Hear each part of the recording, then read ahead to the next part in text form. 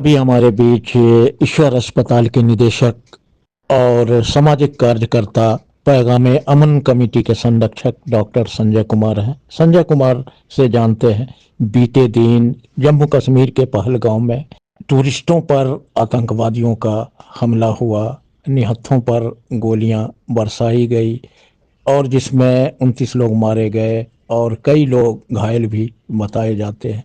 इस घटना पर मैं डॉक्टर संजय कुमार से प्रतिक्रिया जानना चाह रहा हूं। घटना के बाद की जो स्थिति पैदा हुई है, इस पर आप क्या कहेंगे? ये बहुत ही एक खराब घटना है जो आतंकवादी घटना हुई। इसकी जितनी भी निंदा की जाए कम है। जो ये मानवता के दुश्मन हैं, लेकिन हमें इस आतंकवादी घटना को वैज्ञानिक तरीके से रोकना होगा। जो पहला संदेश आतंकवादियों ने दिया था, उनका उद्देश्य था धर्म को पूछ के गोली मारना। इसका मतलब उनका उद्देश्य है जो समाज में धार्मिक आधार पर नफरत पैदा करना। तो हमें इसमें एहतियात बरतना होगा। जो उनका उद्देश्य है, कहीं हम उनके उद्देश्य के मोहरे तो नहीं हो रहे हैं। हमारा काम है समाज में अमन, चैन और भाईचारा काम रखना, और एक आतंकवादी की गोली हमारे भाईचारे की डोर को अगर कमज़ोर करती है तो इसका हमें मुकाबला करना है। और ये घटना नहीं हो, इसके लिए सरकार भी अपनी सुरक्षा व्यवस्था को चाक चौबंद करे और हमको उसके लिए सतर्क रहना होगा और सामाजिक भाईचारे को बनाए रखना होगा। क्या लगता है जो सुरक्षा व्यवस्था में कोई चूक भूल हुई? अभी सर्वदलीय बैठक में हमारे रक्षा मंत्री श्री राजनाथ सिंह ने ये माना है सुरक्षा में भी कुछ चूक हुई है, उसका भी वो विश्लेषण कर रहे हैं और ये घटना नहीं हो, इसके लिए भी विरोधी दल के लोगों ने पाकिस्तान के आतंकी कैंप को नष्ट करने के लिए भी सरकार को पूर्ण समर्थन दिया है। अब देखना है सरकार इसको कैसे निपटती है।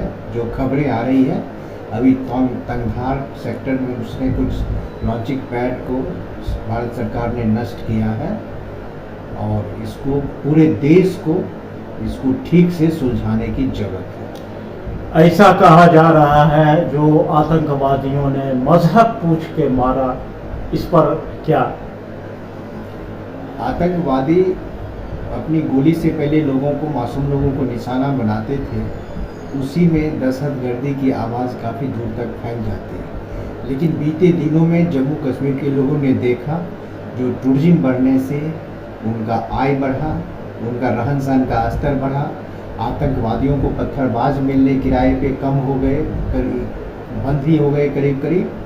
तो इस टूरिज्म को रोकने के लिए उन्होंने जानबूझ करके ये धर्म का भी बीज बोया अपनी गोली के साथ। एक दूसरी गोली भी मैं इसको कहूँगा, जो गोली उन्होंने धर्म की गोली भी चलाई, ताकि लोगों में जो है जो धर्म के आधार पर नफरत हो जाए, विभाजन हो जाए और भारत जो है एक कमज़ोर राष्ट्र के रूप में परिणत हो जाए। अब धर्म की बात कहें, धर्म में वहाँ तो टूरिस्ट में जितने भी आए तो सब सारे धर्म के हैं, उसमें मुस्लिम भी मरे, ईसाई भी मरे। जो नैरेटिव फैलाया जा रहा है, जो धर्म पूछ के उन्होंने गोली मारी, कपड़े उतार के उन्होंने धर्म की पहचान की, कलमा पढ़वा कर पहचान की, लेकिन जो न्यूज़ उसमें बेसिक न्यूज़ है, जो कहीं मुस्लिम भाइयों ने हिंदुओं की रक्षा करते हुए अपने प्राण गंवाए, उनको बताया जो धर्म अलग चीज़ है, लेकिन हम तुमको मारने नहीं देंगे। उसी पर एक असद उलम नाम के आदमी ने बंदूक भी पकड़ लिया, नहीं तो और ये बहुत बड़ी घटना हो सकती थी जिसमें सैकड़ों लोग मारे जा सकते थे। इसीलिए मजहब के आधार पर जो वो जहर बोने का कोशिश कर रहे हैं, इसको हमें कामयाब नहीं होने देना। धर्म की राजनीति कितना और बढ़ेगी, नफरत कैसे मिटेगा? इस पे पूरे देश को मंथन करना होगा, सारे धर्म के लोगों को, जो नफरत की राजनीति नहीं हो, क्योंकि भारत एक बहुत बड़ा बाजार है और विदेशी पूंजी के लिए इसका दोहन और शोषण करने के लिए इसको जाति धर्म के आधार पर बंटना जरूरी है, इसका कमज़ोर रहना जरूरी है, ताकि एक ये उपभोक्ता का बाजार रहे, निर्यात का बाजार ये नहीं बन पाए। तो क्या लग रहा है जो अभी भारत ने जल सिंधु का जो समझौता था उसको भारत ने बंद कर दिया, इसका क्या दोनों देश की राजनीति पर प्रभाव पड़ेगा? इसका असर पड़ेगा, सिंधु जल समझौता को बंद करने से तत्कालिक असर पड़ेगा, लेकिन इसका दीर्घकालिक असर इसीलिए नहीं पड़ेगा जो जल संधि समझौता में वर्ल्ड बैंक जो है सो गारंटर की भूमिका में है और उस देश के भी निवासी मनुष्य हैं, मानव हैं, ये समझना पड़ेगा, क्योंकि उनका भी 90% जनता जो है शांति के पक्ष में रहती है, तो उनका पानी रोकना कोई बहुत दूरदर्शी कदम नहीं है। ये एक टोकन ऑफ विरोध है जो प्रतीकात्मक विरोध सरकार ने दिखाया, लेकिन कालांतर में फिर इसको वापस लिया जाएगा। इस घटना को लेकर देश दुनिया के लोग मर्माहत हैं, शोक की सारे देश में लहर है। दुनिया के लोग तो जो हैं मर्माहत हैं, वो लोग भारत को नैतिक समर्थन दे रहे हैं, लेकिन भारत को भी समझना पड़ेगा जो दुनिया के सारे देश जो इनको नैतिक समर्थन दे रहे हैं वो असली समर्थन है या भारत को किसी युद्ध में उस्काने का या फंसाने की कोई साजिश तो नहीं है। क्योंकि अगर सारे देश के लोग आतंकवाद के खिलाफ अगर दिल से एकजुट हो जाए तो 24 घंटे से ज़्यादा आतंकवाद नहीं रह सकता है। लेकिन दुख की बात है जो एक देश का आतंकवाद दूसरे देश का राष्ट्रवाद बन जाता है, जिसके चलते पूरा विश्व ईमानदारी से इसके खिलाफ एकजुट नहीं हो पाता है।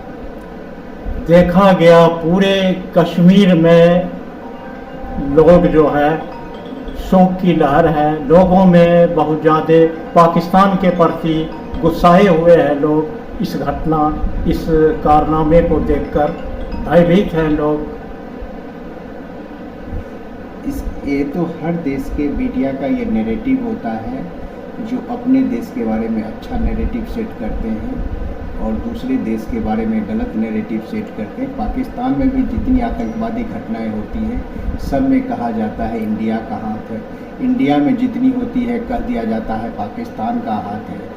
लेकिन इसमें पूरे विश्व को एक साथ एकजुट होना पड़ेगा, नहीं तो ये राक्षस पूरे देश को गिर जाएगा। अभी हमसे बात कर रहे थे ईश्वर अस्पताल के निदेशक डॉक्टर संजय कुमार जी ने जो बीते दिन जम्मू कश्मीर के पहलगांव में आतंकवादी घटना हुआ उसकी निंदा की, भर्त्सना की है और देश में अमन चैन शांति व्यवस्था कैसे व्यवस्थित हो। देश जम्मू कश्मीर जो कोरोना काल और 370 के बाद जो है अमन चैन देश की मुख्यधारा के रास्ते पर आया, टूरिज्म आ रहे थे, व्यवसाय बढ़ रहा था, लोगों में खुशहाली थी, खुशगवार माहौल था। इसको आतंकवादियों ने चकनाचूर करने की कोशिश किया, जिसकी पूरे देश दुनिया में भर्त्सना हो रही। देखते रहिए बेगूसराय फ्रंटलाइन। धन्यवाद।